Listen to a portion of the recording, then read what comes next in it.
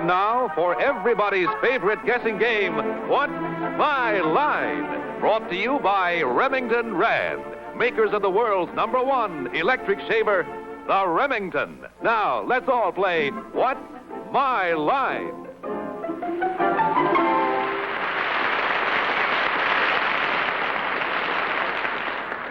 And now let's meet our award-winning What's My Line panel. First, the popular columnist whose voice of Broadway appears in the New York Journal American and papers coast to coast, Miss Dorothy Kilgallen. And on my left, the young man about whom there is a very nice article and a cover picture in the current TV guide with his bride, Steve Allen. Thank you, Dorothy. Thank you.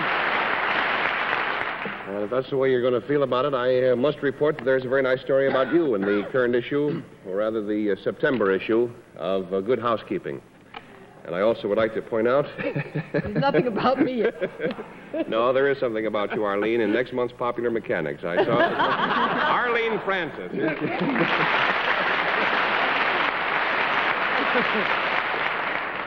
I never knew a popular mechanic. But you're popular with mechanics. And on my left, the mirthful maestro of Mount Kisco, Bennett Cerf. Well, on my left, our famous panel moderator, whom I might call the rambunctious, wry roustabout, John Charles Daly.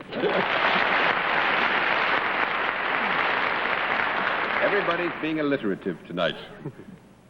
Good evening, ladies and gentlemen, and welcome to What's My Line. Once again tonight, we are up to our old tricks. My friends on the panel are going to have a rough time, I think. We've got some very nice people with some very surprising occupations in the main, and we'll let the panel tussle with them. Later on, we'll have a mystery challenger, a famous guest challenger before the panel, but I think it's time they met our first challenger right now, so would you sign in, please, ma'am? Mary Detweiler, is that right?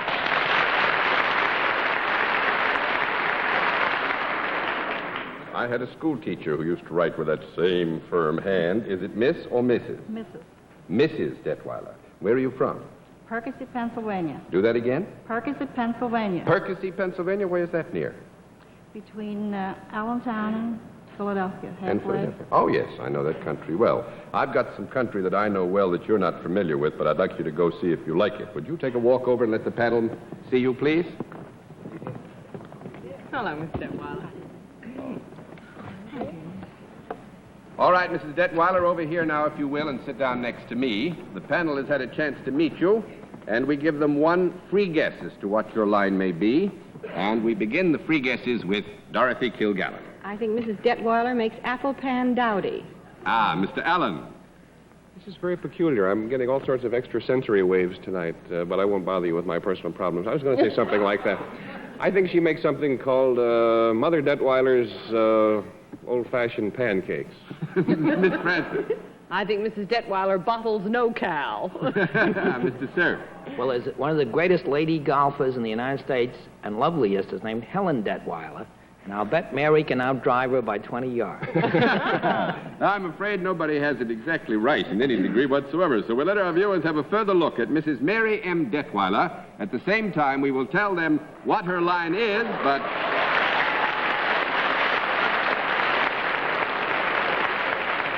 Mrs. Detweiler, we'll see what the panel can do. You know how we score this operation? I flip a card every time you say no, okay? Yes. Good deal. Mrs. Detweiler is salaried. With that, let's begin the general questioning with Bennett Cerf.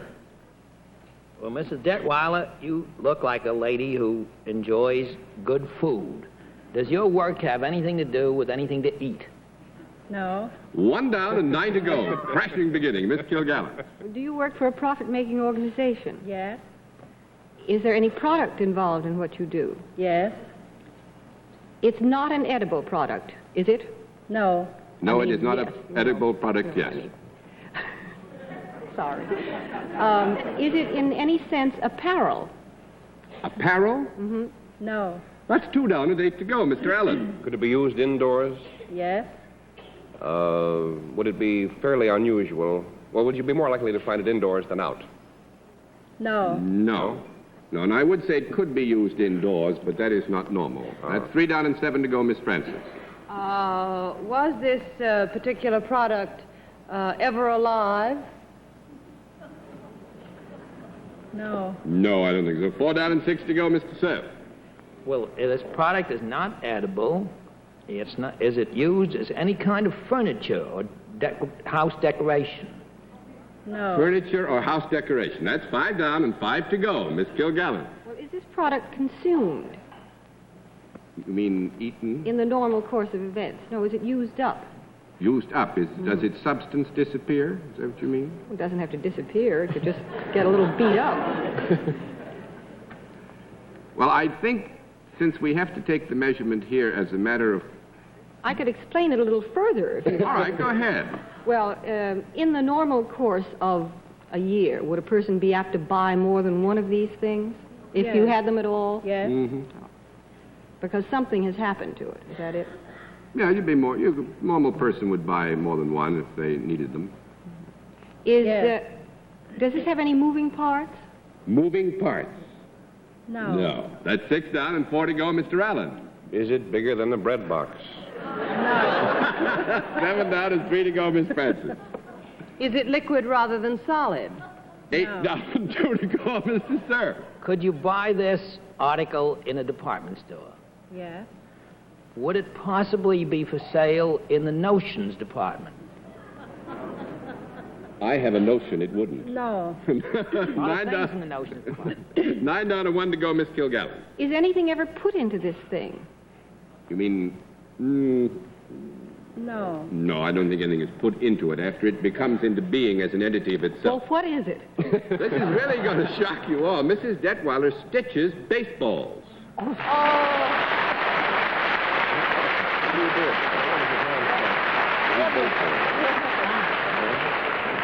Down in, you do it in Percy? Yes. Well, you I do it in my home. do it in your home. Well, you tied the... What brand baseball? Oh, I don't know. Yes, Steve. This sounds like one of Bennett's jokes, but I bet a stitch in time saves many a 9. Good night, everybody. Well, and I'll finish this by saying Mrs. Detweiler tied you all up into stitches of some kind or another. Mrs. Detweiler, it was fun having you with us. We hope you had fun. Thanks very much for being our guest. All right, panel, let's see what you can do with a second challenger. Would you sign in, please, sir? Frank? Oh, yes, Frank Clancy, right?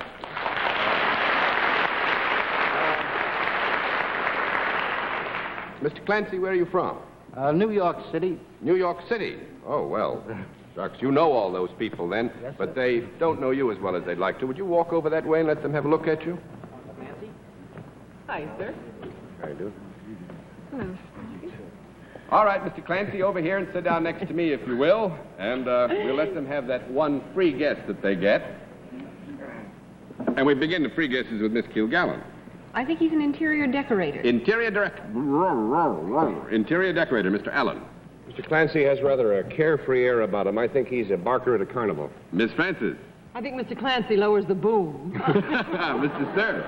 I think he's a makeup artist. A makeup artist. Nobody has it. We'll let our viewers have a further look at Mr. Frank J. Clancy. At the same time, we will tell them what his line is.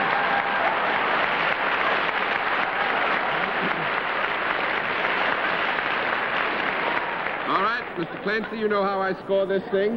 We flip the card.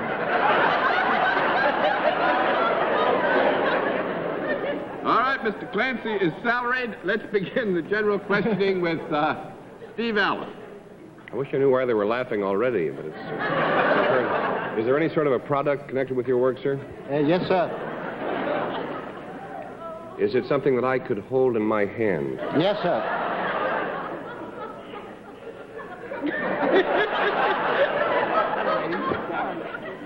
I wonder if perhaps the reason that is amusing, in a loose sense anyway, is that it might be more normal for the lady of the house to come into contact with this thing. Would it be, you think it might be More normal for the lady of the house to come into contact with whatever this object is? Most often, most often. Since I could hold it in my hand, could a lady carry this from place to place, possibly? Yes, she would carry it from one place to another anyway. She certainly would, yeah. Well, I won't try to find out what the places are right now. I can go back for that.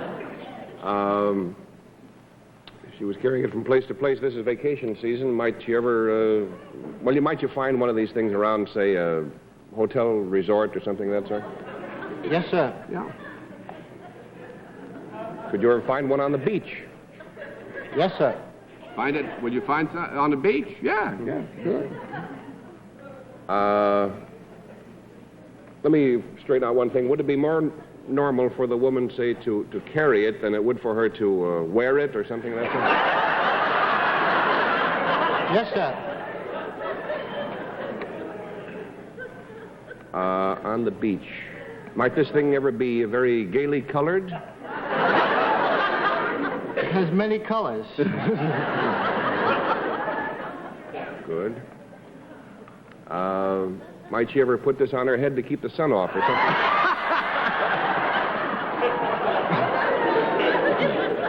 No. No? 1 down, 9 to go, Miss Francis. Would this also be found indoors, Mr. Clancy? Yes. Yes. Is it an attractive product? No. 2 down and 8 to go, Mr. Stern. It's not an attractive product, Mr. Clancy. You say it comes in many colors? You said It has many colors. What? It has many It has many colors, yeah. Is this used for any kind of cleansing or exterminating or business of that sort? No. That's 3 down and 7 to go, Miss Kilgallen. If this thing comes in many colors, is it made up of more than one type of ingredient? Yes. And it's not attractive? No. Yes, it is not attractive. When the housewife is carrying it from place to place, is she hoping to get rid of it? Yes.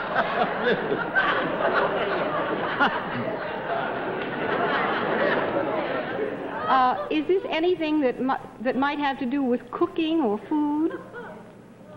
It is, there is a connection, but Well, after the food isn't really attractive food anymore, is it in this classification?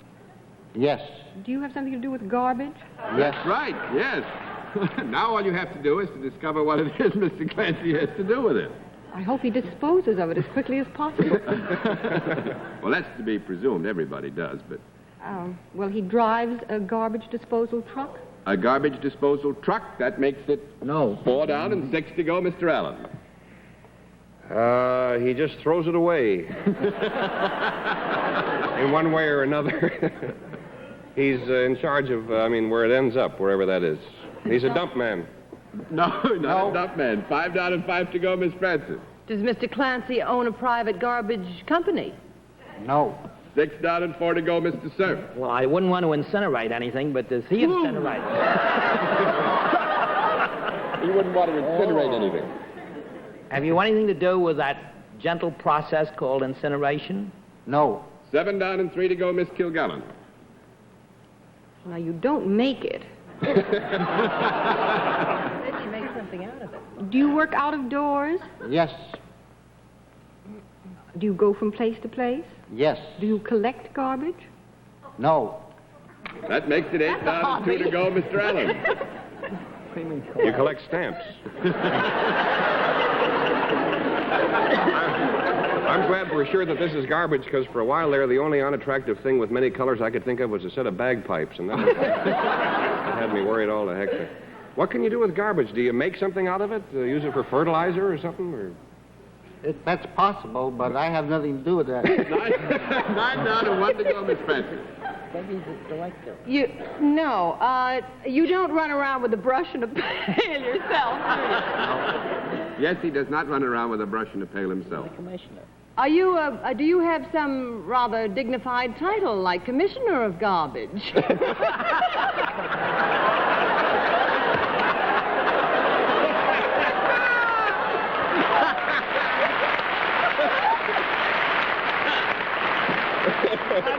Vice President in charge, I mean. We'll have to flip the lid. Mr. Clancy is captain of a scow. Oh!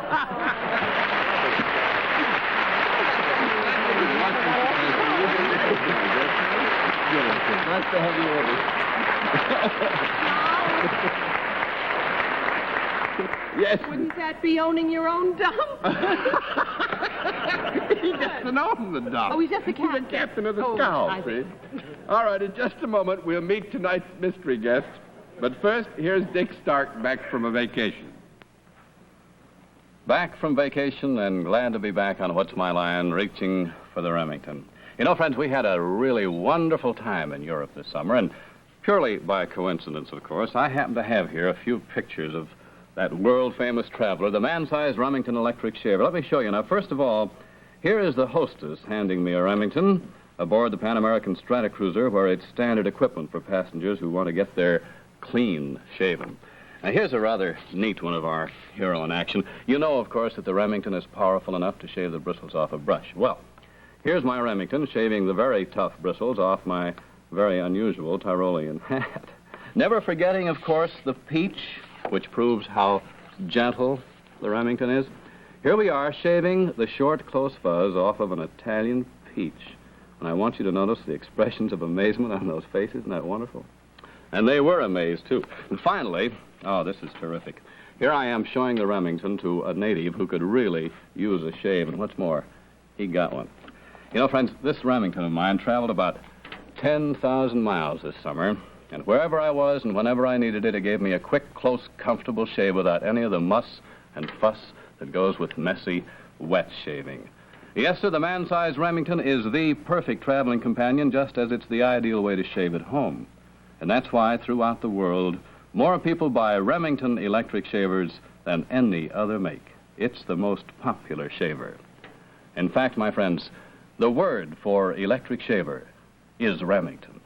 Tomorrow, I wish you'd stop in at your favorite store or Remington Rand Shaving Headquarters and pick one up on the 14-day free trial plan. And then, to start the day right, every morning, you just reach for your Remington, the Remington electric shaver. Now we come to the special feature of our show. God bless you. Somebody just sneezed. The appearance of our mystery celebrity. My friends on the panel, I have, of course, blindfolds for this part of the program. Arlene's got a new one. Looks like somebody's lifted her eye. But the blindfolds are all in place, are they, panel? Mm-hmm. Yes. Good. Will you come in, Mystery Challenger, and sign in, please?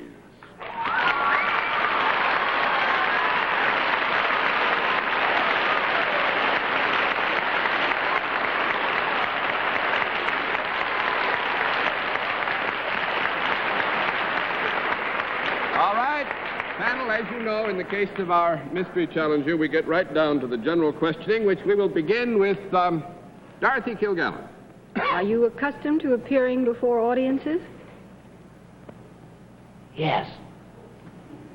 Are you in some form of the entertainment business? Yes. Are you a performer? Yes. Are you something other than a plain dramatic actor? Or I don't mean plain, but a straight dramatic actor. Yes. Are you funny?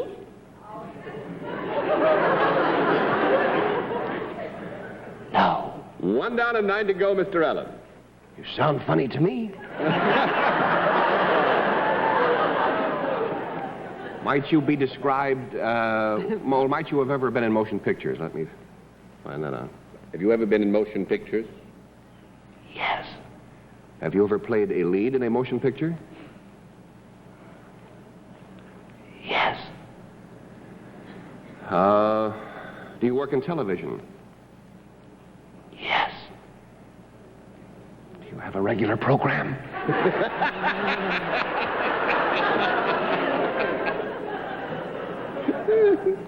Would you ask that question again, Steve? I say, do you have a regular program? We can keep this just between us, you know.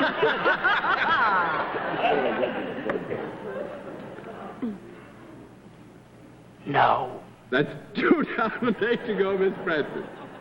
I'm really not sure from the roof whether it's a man or a woman.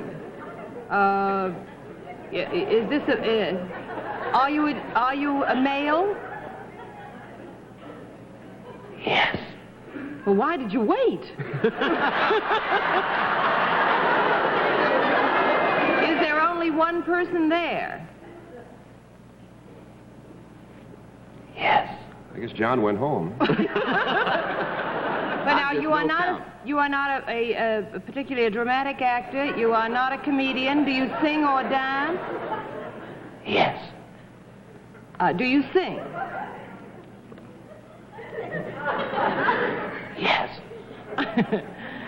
You must have hit some bad notes to get your voice into such terrible shape. Have you sung in theaters? Yes. Are you a Bobby Soxer's delight? I'll answer that one. Yes, Miss Benson.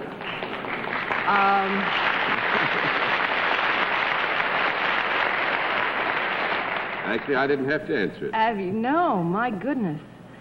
Are you on lots of jukeboxes? In them? On them? Yes. Would I be going too far if I asked you to say one yes out loud yourself under your own steam? I mean, now that you've let off steam? No? All right. What? You want I just would like to hear. That isn't the gentleman's regular voice, is it? No, it is not. No. But we'll give you one yes. See what happens. Give me one yes, sir. A girl tries so hard to get a yes from a fella.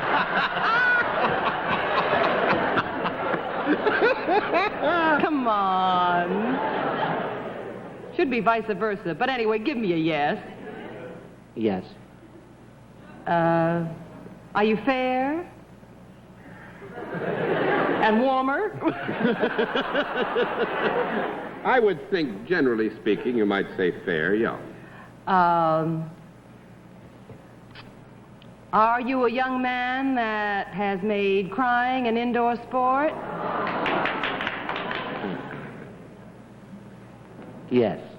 Well, there's the yes that did it. Is it Johnnie Ray? Yes!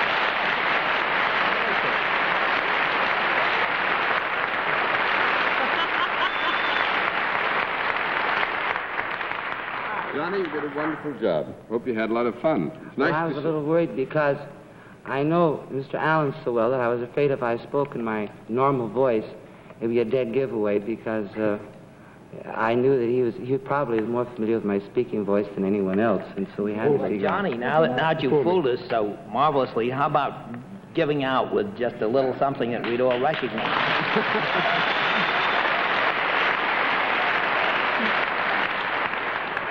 Well, I could do an impression for you. I just finished a picture out in Hollywood, and I suppose the best thing I can do unaccompanied is an impression that Dan Daly did of me, which he originated on the set of this picture I just finished. And it always struck me as rather funny. Of course, I've seen quite a few impressions of myself here and there. But on the set, he always used to have this running thing where he would do Cry, and it always went like this. If your sweetheart sends a letter of goodbye.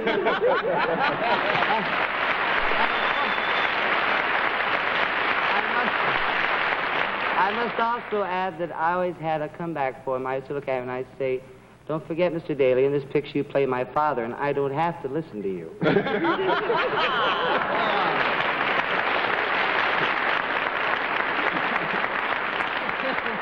Johnny, this is one Mr. Daly I would like you to listen to. Spell the name differently and everything, so it'll be all right. It's awfully good to see you here in the East. What brings you to New York? Well, before you do that, you were very nice. I think this is the first man I have ever known from Hollywood who talked about a picture he was in and never gave its name. Now, what is the name of that picture you just made? It's called There's No Business Like Show Business. Well, good. Now tell us what brings you to New York. Well, 20th Century Fox is having a premiere here Tuesday night at the Roxy for Darryl F. Zanuck's The Robe, and it's for the March of Dimes, and we came back. We finished the picture. We came back expressly for that purpose, and we'll be there ourselves Tuesday night to sort of carry it off. Well, this is for March of Dimes, isn't it? Yeah, what did I say? You said the robe. Oh, I am so nervous for this. Well, actually, then either you're going to be here to be a part of this New York Yeah, the premiere. Egyptian March of Dimes premiere. That's Actually, the premiere is very important because it's anticipated that out of this premiere, which John has come to lend his good offices and his fame to, they will make some $40,000 for the March of Dimes. I've been watching my television set, and I know very well that a lot of you have heard a good many people remind you about the March of Dimes, which is in a emergency campaign now. So I'm not going to tell you much about what it does. You ought to know that. I think you do know it. And I also think you know how important it is to support the March of Dimes in this emergency. So you, no matter where you live in these great United States, do your bit for the emergency March of Dimes campaign, because we haven't licked this thing, polio, yet, and we better get to our lasts and do something about it, something extraordinary. Well, Johnny, we had a wonderful time. I think you had a good time. I hope so, because it was nice having you with us. I was scared, but it was worth it. Good. Would you say bye-bye to the panel? If you did it all.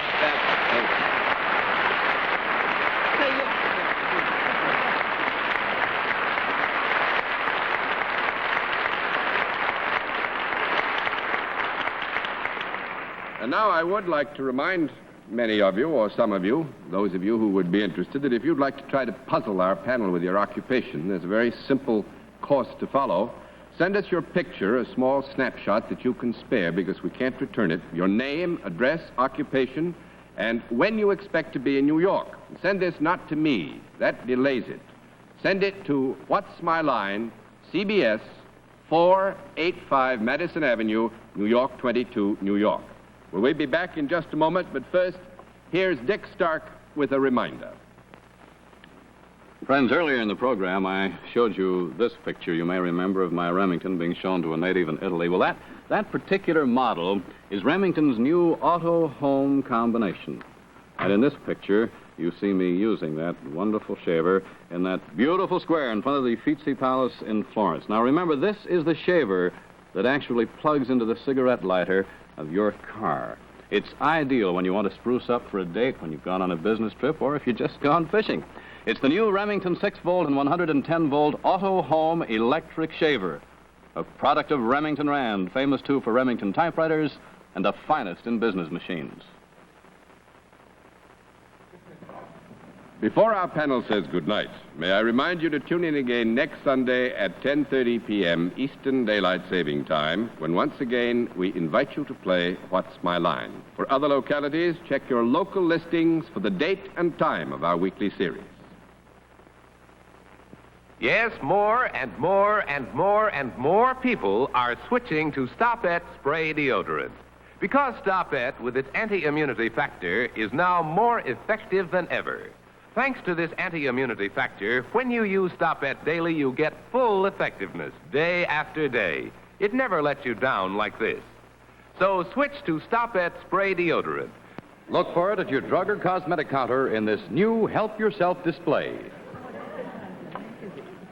And now, until next week, this is John Daly saying good night, Miss Dorothy. Good night, Steve. Good night, Dorothy. Good night, boys, and good night, Arlene. Good night, boys. Good night, Bennett. Good night, Mr. Collarback, wherever you are, and good night, John Daly. Who is Mr. Collarback? And good night, ladies and gentlemen. Thanks for being with us on What's My Line.